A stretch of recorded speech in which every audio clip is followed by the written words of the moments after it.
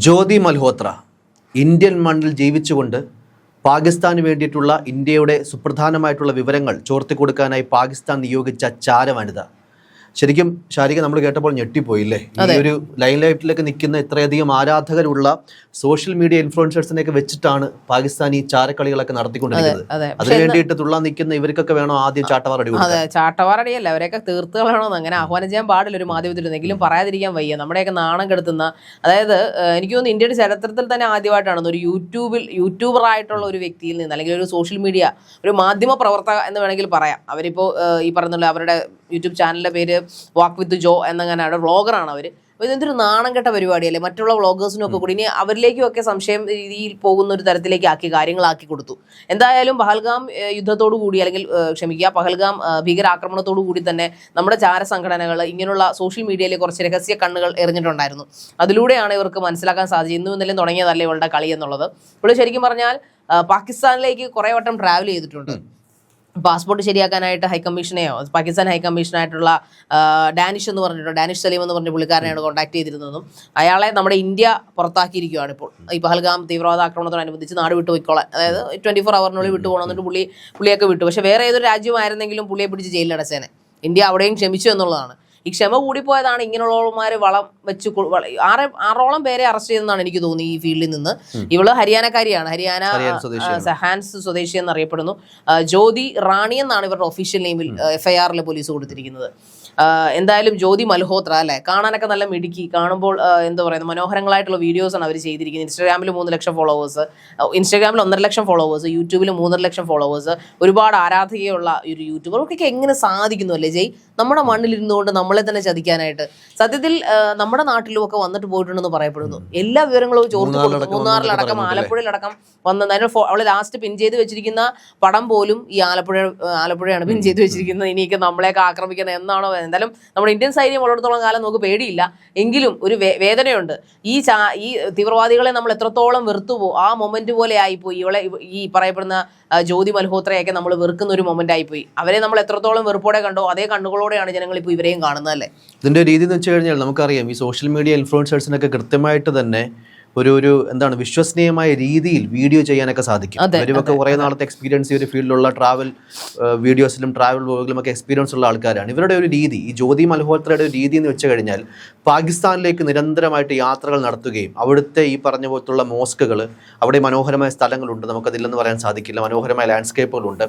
അതൊക്കെ എടുത്തിട്ട് ഈ പാകിസ്ഥാനിലേക്ക് ആൾക്കാരെ അട്രാക്റ്റ് ചെയ്യാനും പാകിസ്ഥാൻ ഗവൺമെൻറ് നല്ലതാണ്, അല്ലെങ്കിൽ അവരുടെ രീതികളും അവരുടെ പാകിസ്ഥാൻ ജനത നല്ലതാണ്, അവരുടെ ഭീകരവാദങ്ങളെയൊക്കെ സോഫ്റ്റ് കൗണ്ടർ ചെയ്യുന്ന രീതിയിൽ ഒരു പരിധിവരെ അതിനെയൊക്കെ ന്യൂട്രലൈസ് ചെയ്യുന്ന രീതിയിലേക്കുള്ള മനോഹരമായിട്ടുള്ള വീഡിയോസാണ് നിരന്തരമായിട്ട് ജനങ്ങളിലേക്ക് ജ്യോതി എത്തിച്ചുകൊണ്ടിരുന്നത്. ഒരു ഇതിലുള്ള ഒരു ഇഞ്ചക്ഷൻ നിരന്തരമായിട്ട് ഈ ട്രാവൽ വ്ലോഗുകളും നല്ല ക്വാളിറ്റി പ്രൊഡക്ഷനാണ്. അത് നമുക്ക് പറയാതിരിക്കാൻ സാധിക്കില്ല. അതായത് ആ വീഡിയോ കണ്ടു കഴിഞ്ഞാൽ കണ്ടിരിക്കാനായിട്ട് തോന്നും. ആ രീതിയിലുള്ള വീഡിയോസ് ചെയ്തിട്ട് അതിൻ്റെയൊക്കെ ഒരു ഉള്ളടക്കം ഇങ്ങനെയാണ്: പാകിസ്ഥാനിലെ മനോഹരമായ സ്ഥലങ്ങൾ ഇതാണ്, അല്ലെങ്കിൽ ഇന്ത്യൻ പെൺകുട്ടി പാകിസ്ഥാനിലേക്ക് യാത്ര ചെയ്തപ്പോൾ പാകിസ്ഥാനിലുണ്ടായ അനുഭവം, നല്ല അനുഭവം എന്നൊക്കെ പറഞ്ഞുകൊണ്ട് നിരന്തരമായിട്ട് ട്രാവൽ വീഡിയോസും വ്ലോഗുകളും ഒക്കെ ചെയ്തിട്ട് സ്വന്തം ഈ പറഞ്ഞ പോലുള്ള വാക്ക് വിത്ത് ജോ ഇല്ലേ, വാക്ക് വിത്ത് ജോ എന്നുള്ള ഇവരുടെ ഒരു ഇൻസ്റ്റാഗ്രാം, യൂട്യൂബ് അല്ലെങ്കിൽ മറ്റ് സോഷ്യൽ മീഡിയ ഹാൻഡിലൊക്കെ നിരന്തരമായിട്ട് പോസ്റ്റ് ചെയ്യുകയാണ്. ഇത് കൃത്യമായിട്ട് തന്നെ പാക് ഹൈക്കമ്മീഷൻ്റെയും പാക് ഗവൺമെൻറ്റിൻ്റെയും ഒക്കെ അറിവോടുകൂടി അവരുടെ ഒരു മ്യൂച്വൽ അണ്ടർസ്റ്റാൻഡിങ്ങോട് കൂടി നടന്ന കാര്യമാണ്. നാളെ ഒരു അറ്റാക്ക് ഉണ്ടായിക്കഴിഞ്ഞാലും അതിനെയും കൃത്യമായിട്ട് ഈ ഒരു പ്രൊപ്പഗണ്ട ഇവരിലൂടെ മുന്നോട്ട് വെച്ചുകൊണ്ട് ഇത് ഇന്ത്യയുടെ കുഴപ്പം കൊണ്ട് സംഭവിച്ചതാണ്, അല്ലെങ്കിൽ പാകിസ്ഥാൻ ഇതിന് ഡയറക്റ്റ് ഇൻവോൾവ്മെൻ്റ് ഇല്ല എന്നൊക്കെ മുൻകൂട്ടി തന്നെ ഇവരെ ഒരു ആയുധമാക്കി സോഷ്യൽ മീഡിയയിൽ നിരവധി വീഡിയോസ് ഇടാനുള്ള ഒരു പ്ലാനിങ് കൂടെ പാകിസ്ഥാൻ ഉണ്ടായിരുന്നു. അത് പക്ഷേ ഇന്ത്യയുടെ ഈ സൈന്യം അല്ലെങ്കിൽ ഇന്ത്യയുടെ കണ്ണുകൾ ചാരക്കണ്ണുകൾ തകർത്തു. എനിക്കൊന്ന് നമുക്ക് തോന്നുന്നു പണ്ട് വർഷങ്ങൾക്ക് മുൻപ് മറിയം റഷീദ എന്ന് പറഞ്ഞ ശ്രീലങ്കൻ ചാരവനിതയായിരുന്നു, കോളിളക്കം ഉണ്ടാക്കിയ ഒരു ചാരവനിത. അതിനുശേഷം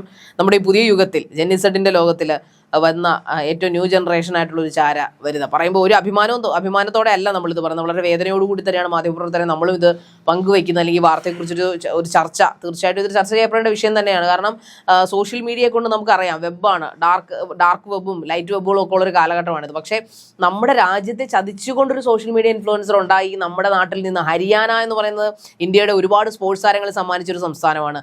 ഇന്ത്യയുടെ ഏറ്റവും കൂടുതൽ സ്പോർട്സ് മെഡലുകൾ, ഒരുപാട് അത്ലറ്റുകൾ ഉണ്ടാകുന്ന ഒരു സംസ്ഥാനം. സംസ്ഥാനമാണ്. ആ സംസ്ഥാനത്ത് നിന്ന് ഇങ്ങനൊരു പെൺകുട്ടി ഉണ്ടാവുക എന്ന് പറയുമ്പോൾ എന്തായിരിക്കും അവരുടെ മൈൻഡ് സെറ്റ്?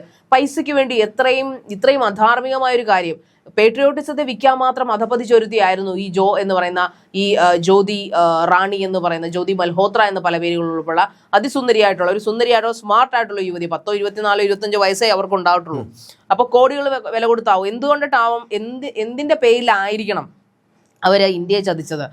എത്ര പേരുടെ ജീവനാണ്? കാരണം അവരൊരു ഹിന്ദുവാണ്, കൊല്ലപ്പെട്ടത് ഹിന്ദുക്കളാണ്. എന്തായിരിക്കും അവരുടെ ഒരു മൈൻഡ് സെറ്റ്? അവരൊരു മുസ്ലിം അല്ല, കാരണം അവർ ഹിന്ദു ആയിട്ടാണ് അവർ അതിനകത്ത് കാണിക്കുന്നത്. അവരുടെ യൂട്യൂബ് ചാനലുകളിൽ അവർ പറയുന്നത്, ഒരു പാകിസ്ഥാനി യുവതിയായിട്ട് സംസാരിക്കുമ്പോൾ പാകിസ്ഥാനിയും ഞാൻ ഹിന്ദുസ്ഥാനിയും നിങ്ങൾ പാകിസ്ഥാനിയുമാണ്, പക്ഷെ ആ ഒരു വ്യത്യാസം നമ്മൾ തമ്മിലില്ല, നമ്മളെല്ലാം ഒന്നാണ്, നമ്മൾ സിസ്റ്റേഴ്സ് ആണെന്ന രീതിയിൽ അങ്ങനെ കുറേ ഡയലോഗുകളും കാര്യങ്ങളൊക്കെ അവരുടെ ഓരോ വീഡിയോസിൽ അവർ ഇടുന്നുണ്ട്. സോ അപ്പോൾ എന്തൊരു മൈൻഡ് സെറ്റിലായിരിക്കണം, എന്ത് വൈരാഗ്യമാണ് അവർക്ക് ഇന്ത്യയോടുള്ളത്? അല്ലെങ്കിൽ ഇവരുടെ വേരുകൾ പാകിസ്ഥാനിൽ എവിടെയെങ്കിലും ഉണ്ടോ? പണ്ട് വിഭജന കാലത്ത് ഇവരുടെ ബന്ധുക്കൾ ആരെങ്കിലും പാകിസ്ഥാനിൽ പെട്ടുപോയിട്ടുണ്ട്, അതുകൊണ്ടാവണം അവർക്ക് ഇന്ത്യയോട് ഇത്ര വൈരാഗ്യം എന്ന് ചിന്തിക്കേണ്ടിയിരിക്കുന്നു. എന്തായാലും ഇന്ത്യൻ സൈന്യത്തിന് അല്ലെങ്കിൽ നമ്മുടെ ചാര ശക്തികൾ എന്തായാലും അവൾക്ക് പുറകെ പോയിട്ടുണ്ട്. അവളെ എല്ലാ കാര്യത്തിലും അവർ പറയുന്നത്, ഒരുപാട് ഈ ടെലഗ്രാം വഴിയാണ് കൂടുതലും ചാറ്റുകൾ ഉണ്ടായിട്ടുള്ളത്. ഈ പറയപ്പെടുന്ന ഡാനിഷ് എന്ന് പറഞ്ഞ ഹൈക്കമ്മീഷനും അവിടുത്തെ നയതന്ത്ര പ്രതികൾ, പാകിസ്ഥാനിലെ നയതന്ത്ര പ്രതികളൊക്കെ ആയിട്ട് രഹസ്യ ചാറ്റുകൾ ഉണ്ടായിരുന്നു.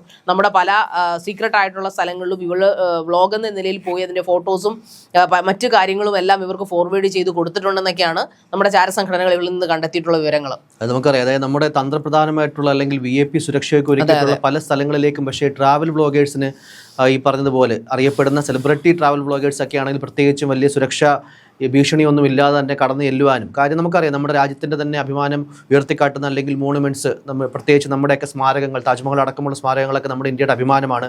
അത്തരത്തിൽ മറ്റ് ലോകത്തിലുള്ള ആൾക്കാരിലേക്ക്, മറ്റ് വിദേശ സഞ്ചാരികളിലേക്കുമൊക്കെ എത്തിക്കുന്നതും ഈ ട്രാവൽ ബ്ലോഗേഴ്സ് തന്നെയാണ്. അത്തരത്തിൽ പഞ്ചാബിലെ അടക്കം ഹരിയാനയിലും അങ്ങനെ നിരവധി ഇന്ത്യൻ സ്റ്റേറ്റുകളിൽ, നിരവധി ഇന്ത്യൻ സംസ്ഥാനങ്ങളിലെ തന്ത്രപ്രധാനമായിട്ടുള്ള ചില മോണുമെൻറ്റ്സ് ആവട്ടെ, സ്ഥലങ്ങളാകട്ടെ, അതീവ സുരക്ഷാ മേഖലയിലുള്ള ചില സ്ഥലങ്ങളാകട്ടെ, അതിൻ്റെയൊക്കെ ഫോട്ടോസും വീഡിയോസും ഒക്കെ കൃത്യമായിട്ട് ഈ ജ്യോതി മൽഹോത്ര എടുത്തിട്ട് ഇത് പാക് ചാര സംഘടനകൾക്ക് കൊടുത്തു എന്നാണ് പറയുന്നത്. എന്തായാലും ശാരിക നേരത്തെ പറഞ്ഞ പോലെ പാക് ഹൈ കമ്മീഷനിലെ ഒരു സുപ്രധാനിയായിട്ടുള്ള ഒരു വ്യക്തിയായിട്ടുള്ള ഡാനിഷ് എന്ന് പറയുന്ന ഒരു വ്യക്തിയുമായിട്ട് ഇവർക്ക് കുറേ വർഷങ്ങളായിട്ടൊരു അടുത്ത ബന്ധമുണ്ട്.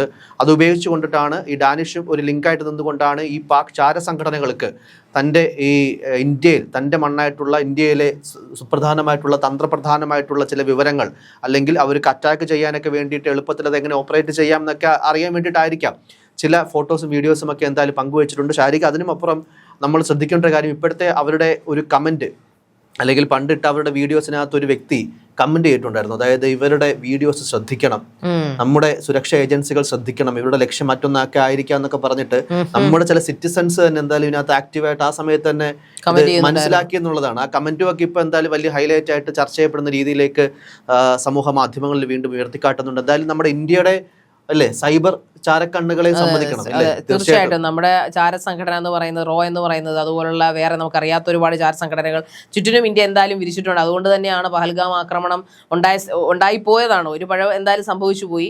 എന്തായാലും തിരിച്ച് കനത്താടി കൊടുക്കുകയും ചെയ്തു. ഇനി ഒരിക്കലും ഒരു പക്ഷേ നമ്മുടെ ദുസ്വപ്നങ്ങളിൽ പോലും ഇങ്ങനൊരു ആക്രമണം നമ്മുടെ നാട്ടിലേക്ക് ഇനി ഉണ്ടാകുമെന്ന് നമ്മൾ പ്രതീക്ഷിക്കുന്നില്ല. കാരണം അതുപോലെ ശക്തമാക്കിയിരിക്കുകയാണ് ഇന്ത്യ ഓരോ അതിർത്തിയിലെയും ഓരോ അതിർത്തി ഗ്രാമങ്ങളിലെയും സൈബർ ലോകത്തെയൊക്കെ സുരക്ഷ. ആ സൈബർ ലോകത്ത് ഇപ്പോൾ ഓരോ ദിവസവും നമ്മൾ വാർത്തകൾ കേൾക്കുന്നുണ്ട്, ഇന്നയാളെ വധിച്ചു, ഇന്ന സൂത്രധാരൻ വധിക്കപ്പെട്ടു എന്ന് പറഞ്ഞ് ദിവസവും നമ്മൾ ഓരോ തീവ്രവാദി നേതാക്കളും കൊല്ലപ്പെടുന്നതായിട്ട് വാർത്തകൾ കേൾക്കുന്നുണ്ടെങ്കിൽ ഇന്നും ഉറങ്ങാതെ നമ്മുടെ സൈനികരും, നമ്മുടെ സൈബർ സൈനികരും, അതുപോലെ നമ്മുടെ റോയും എല്ലാവരും, ആ നയതന്ത്ര പ്രതിനിധികളും, അതുപോലെ നമ്മുടെ രാജ്യം മുഴുവനും നമ്മുടെ സുരക്ഷയ്ക്ക് വേണ്ടി ചുറ്റിനും ഇപ്പോഴും വീക്ഷിച്ചുകൊണ്ടിരിക്കുകയാണ്. വീക്ഷിക്കുക മാത്രമല്ല അവർ പ്രവൃത്തിയും ചെയ്യുന്നു. അതുകൊണ്ടാണ് ഇന്നത്തെ ന്യൂസ് പേപ്പറിലും ഉണ്ട്, ഇന്ന തലവൻ, ഇന്ന തീവ്രവാദ ഗ്രൂപ്പിന്റെ തലവനെ ഇന്ത്യക്കാർക്ക് പ്രത്യേകിച്ച് പറഞ്ഞ പോലെ ആരെങ്കിലും കൊന്നുകളഞ്ഞു എന്നുള്ളത് മരിച്ചു എന്നറിയുമ്പോൾ ആകെ സന്തോഷം.